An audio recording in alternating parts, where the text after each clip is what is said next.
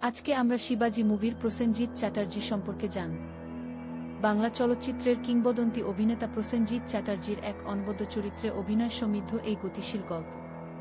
অন্যায়ের প্রতিবাদ করতে গিয়ে সমাজের এক সাধারণ মানুষ কিভাবে এক বিশাল শক্তির বিরুদ্ধে রুখে দাঁড়ায়, তা এখানে ফুটিয়ে তোলা হয়েছে। প্রধান চরিত্র নিজের নীতি ও আদর্শ থেকে কখনোই বিচ্যুত হয় না।